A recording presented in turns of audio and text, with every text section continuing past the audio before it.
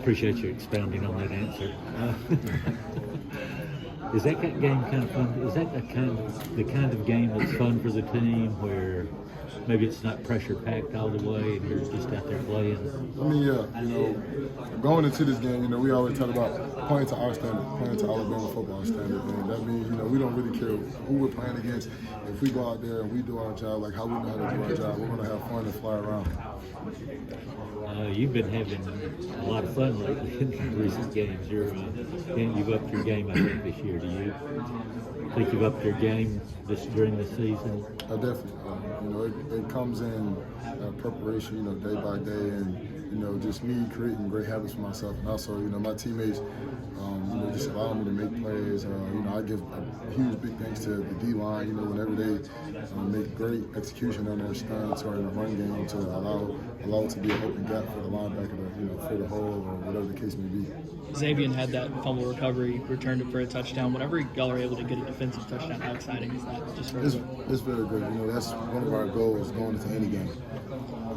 Y'all feel like you've been close to having a couple of those? Do you feel like you've had opportunities to score defensive touchdowns and it just hasn't worked? Or? Definitely. We had opportunities. Obviously, it didn't work, but it's all in God's plan. It's gonna happen for sure. Definitely. I think that's 5 straight games that y'all have had three or more turnovers or 3 or more takeaways. Just really? What's the just the mentality and how much of an emphasis do y'all put on that? Like, what have y'all done to be able to see, I didn't even know that because, the whole goal is my fault. The whole goal is really just no matter what the scoreboard is, no matter what nothing is, we go out there and we play Alabama football defense as best as we can, and that's just the outcome. Whether that's a 3-and-out or whether that's a turnover and a defensive touchdown, that's great for us. With QB now, how have you seen maybe some other guys step up? With QB now, how have you seen some other guys maybe step up for you guys on defense? Just understanding what's going on.